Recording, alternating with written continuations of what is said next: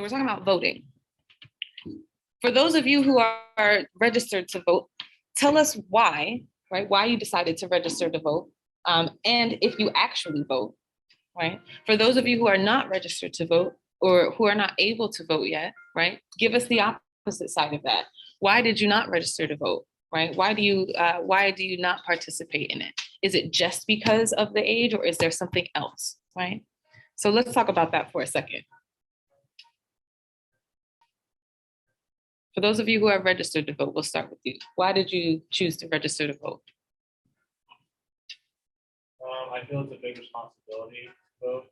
I'm a political scientist, and I feel that politics run their lives. Yes. And in African American studies classes, I've learned, like with Fannie Hamer and before us, who like died to vote, to get us the opportunity to vote. I feel it's like a service if we don't vote. Oh yeah. Oh, when that COVID money hit too, that was a huge problem. My other job, the nonprofit that I work for beyond teaching here, we actually had an issue where our current budget is about $300,000 in the red because somebody stole that $300,000 of COVID money that came in. Yeah. Nonprofits are fucking crazy, yo. Don't just say it's a nonprofit and therefore it's good and helpful. It's not. They're not always like that. It's like you have to like really look them up. Go ahead. What else was you gonna add? I was gonna say, like, when it comes to money, it's, even though you have a good organization, I feel that a lot of times the media, I looked at sports radio for a while, and you see the slant that a lot of the media has, media, and a lot of times we lose sight of the message because they're not like valuable. They're obviously we're always make mistakes, and we shouldn't always connect humans to like the movements that they're part of. Because I feel like a lot of times, like Black Lives Matter, it's a bigger movement than actually people who are running it. Because they might mess up with money. We're not taught how to handle money. That's right. And unless you take a class, an economics class, and learn about the population, you get a lot of money. Run a nonprofit, you know, that's just a natural thing. Sure. And I feel like we should connect money to like bigger than. Absolutely. Right. Like we're not taught financial literacy at all. At all. Financial politics, options. Why don't we, for credit to be so big and so important, like why don't we like get introduced to it coming up? The expectation is that you're getting introduced to it at home. How are you going to get introduced to it at home when at home don't got no money? Because they got money at home. They got the tools to teach their kids at home, right? Whereas we don't. And so like learning money is essentially like learning another language. The later in life you try to start learning it, the harder it becomes, right? And so many of us end up being very, very bad with finances just because we don't have the longevity in learning that skill set, right? We're very behind in that. Like how many of y'all have a savings account? Yeah. How many of y'all have like a good savings, like it's a real savings in there, right? You see those numbers are getting less and less and less, right? Just off of that one thing. Now add all the other things in there. Y'all got an IRA? You have your retirement plan set up? Do you have your budget for this month set up? Do you know how much money is coming in and going out?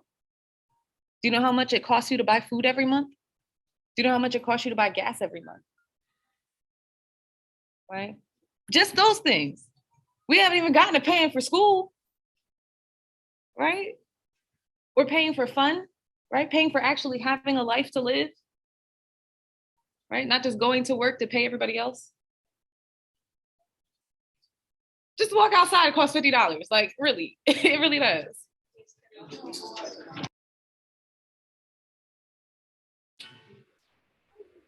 All right, let's come back together. So here's how we're gonna do this. I wanna get each group to give me something that you brought to the table for this discussion, okay? So that can just be a quick fact, right? But I also want us to pay attention to what's being said, right? Because we want to add. So if somebody says something about the hip hop generation, right? Say something else. Say something maybe about the B-boys or graffiti, something else, right? So let's get a little bit of knowledge going on that we can then have a discussion about. Okay? All right. Which group wants to start? Awesome. Thank you. Thank you for stepping into the brave space here.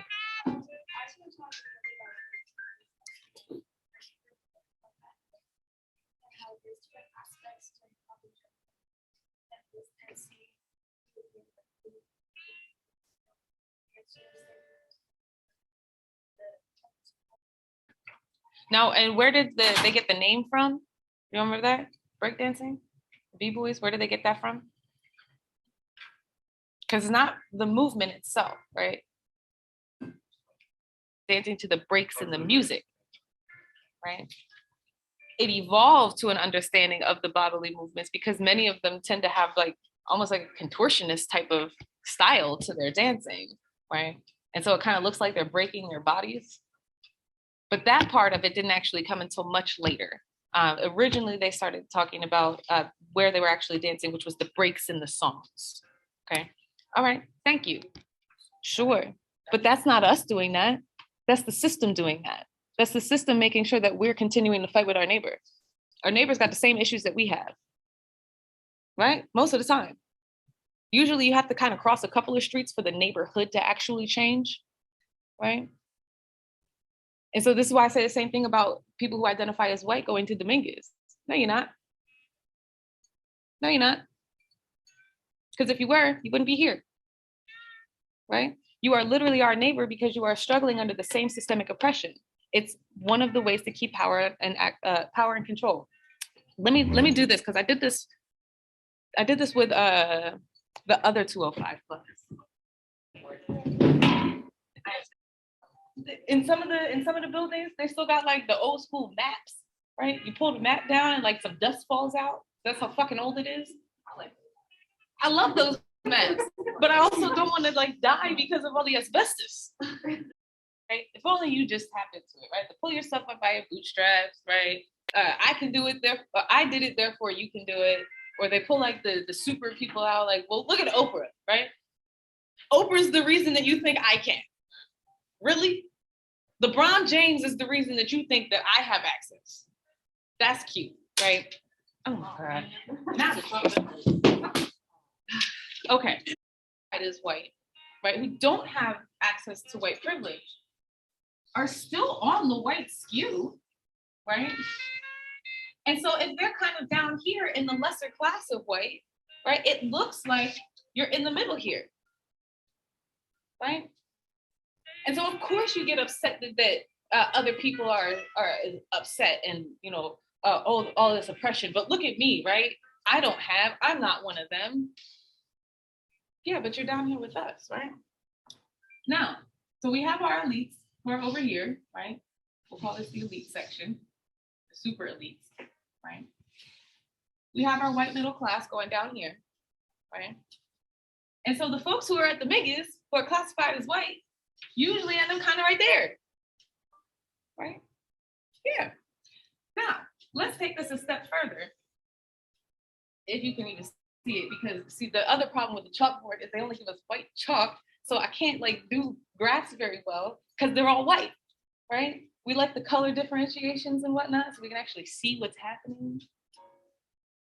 Okay, anyway, this is what the rest of us tend to look like, right? We're skewed in the other direction, where we have a couple of elites, right? So we've got those elites still, right?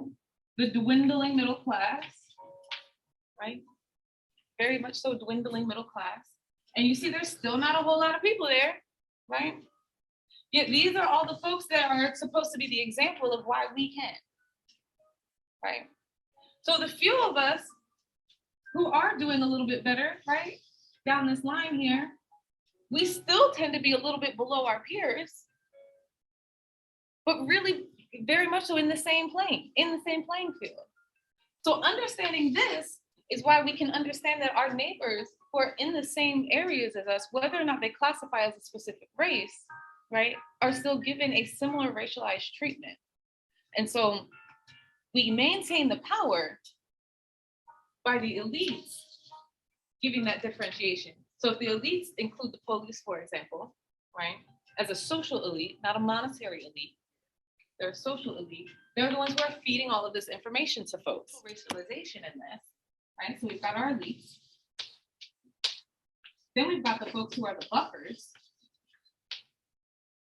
And then we've got everybody else who is considered a minoritized person. So minority.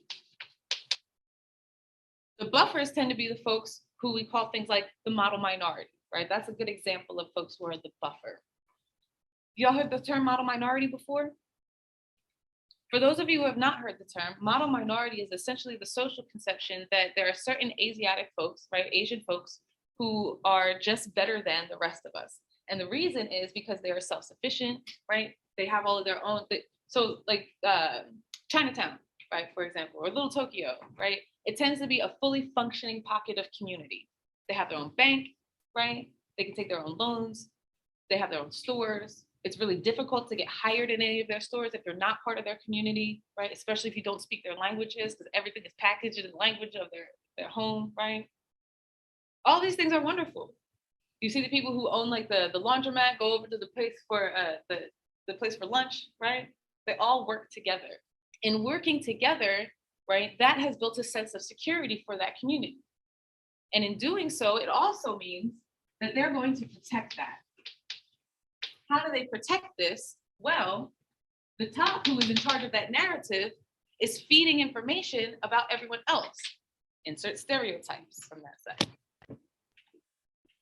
Maslow's hierarchy of needs runs on one of these as well. And so similar, right? A scale of better to worse, where the goal is to move from worse to better. So you have the bottom, which is all of your basics. So the bottom is things like food, gotta have that, right? Water, shelter, sex, right? Basic human functions, excretion, all that, right? Et cetera, et cetera. If you don't have the bottom like fully established, it makes it very difficult to move up. So the next level up is safety and security. The next level up is safety and security. What the buffers have done is got their bottom together. And now they're in the safety and security, right? The safety and security is those pockets of communities that they've built. So they're trying to actively move from worse to better.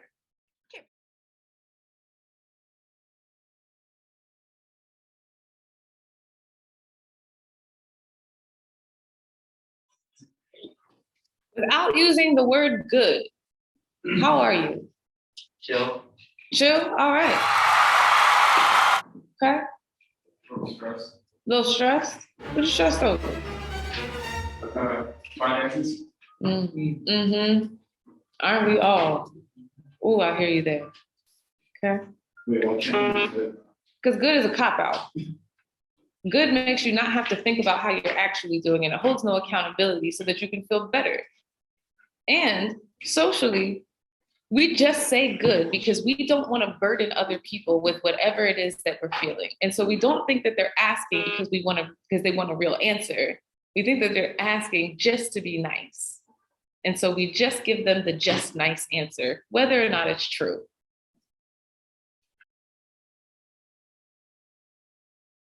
You were a kid?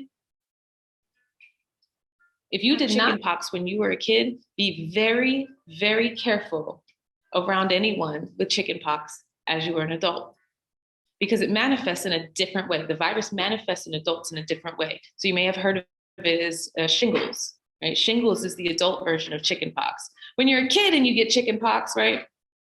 For some reason, your immune system is a little bit more capable, probably because it hasn't had so much impact yet, but it's a little bit more capable of handling that particular pox virus, right? So chicken pox being like with the smallpox, all those poxes, they're in the same family.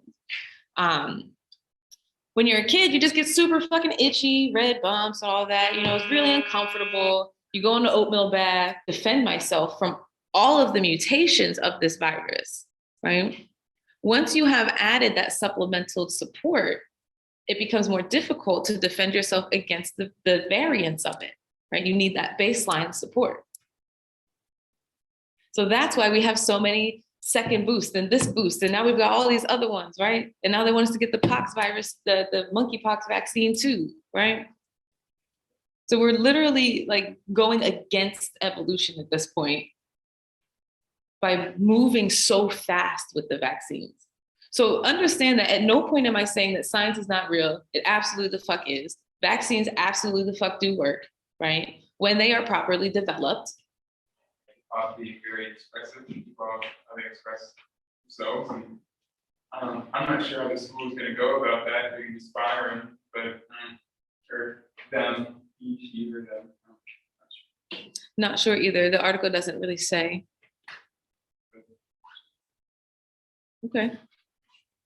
So are you suggesting that, because you mentioned being fired, right? You're saying, well, the school's response will most likely just be to fire this person, right? So are you suggesting that we can almost look at this as a systemic pushback of self-expression in the same way that hip hop and the self-expressions that are prevalent throughout hip hop are largely systemic protests, acceptability politic protests? Yeah, because I'm not sure how like the schools, because you know, like the gay and trans community, LGBTQ, they're trying to like express themselves, trying to find their own way. And rap is kind of like the same thing. They're trying to express themselves and find their own way. So it's not like I don't know if the school can, because it's the school's problem. Because at the end of the day, people are gonna do like, you know, they're creative. People are gonna do what they want to do. Just how like rap music, people are going to say what they want to say, express themselves how they want to express themselves. But is it like, I don't know if it's okay for them to express themselves in that kind of environment around those kind of people. Like students are very, I'm not saying it's wrong. Well, I don't see, that's my take on it. Like I don't know if the school can fire them because it's wrong, because you know it's kind of inappropriate for that kind of setting. But at the same time, you know, they want to express themselves and how they feel and how they think they should, whatever, how they would be happy expressing themselves, how they look and act, and like what they say. Okay. Sometimes the shirts off each other's backs, right? You take their shit, their hats, right? The crew hats. Yeah. That's how you assert your win over them. You literally taking their shit. So that means for people of color, especially, right? You know damn well what it's going to be like when you go home and you don't got your shit. You don't got no shirt. You don't got no hat. Your mom left you with your stuff, right? What happens when you get home? Man, you know you're going to get punished when you get home for not having your shit because you're poor. And your mom's like, now I got to replace all of this. Do you have replace all of this money? Right? So it's competitive because you know that you better win, not because you're going to get any money or anything out of it. Like, yeah, you're going to get the respect and the status and all of that, but also just for the practicality of when you go home, you better have all your shit, right? Yeah, because these are still kids that we're talking about. These are youth, right? Was the Lindsay theory that graffiti writing is related to mental health problems, and he described the writers as insecure cowards seeking recognition. So he was basically saying like people who were like expressing themselves through graffiti were like cowards because they're basically like defacing like the city and like the subway stations and stuff. And he in the mayor even put out laws saying like. He even signed some stuff saying that people, or not people, but some of the like stores they couldn't sell like for a little bit. I think it said that they made like the stores they would make them keep track of like the people's like names and like you couldn't sell it to kids under 18 and like some would even like have to keep track of their address and stuff. Yeah. And the mayor was just like.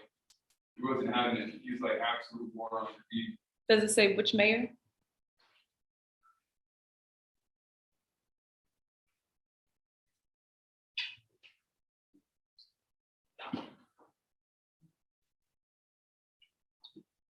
You said Mayor Lindsay.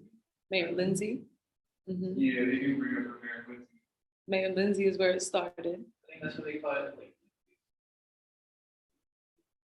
Mhm. And then it was expanded in the 90s by Rudy Giuliani. You remember that name? Mayor Rudy Giuliani, when he took over for the city of New York, he expanded those laws to continue the criminalization as graffiti started to enter Wall Street. Yeah. Because the community pushed back. The community was like, what do you mean? We're not like defacing things to deface them, right? We're leaving our cultural mark. I mean, historically, this is something that we've always done, right on walls. First thing that you do as a baby, when you get your first pencil, crayon, whatever the fuck, is you going to a piece of paper or is you going to that wall? You're going to the wall, right?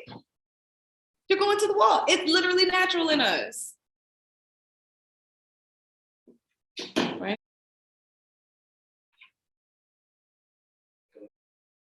So through the transatlantic slave trade, right, we can understand that folks were not leaving all of their culture behind. And so we do get a lot of international influence that you can see in breakdancing. One of the bigger ones is capoeira. Capoeira is like a martial arts style of dancing that comes out of Brazil, which is the largest port of folks who are being taken from the transatlantic slave trade, right?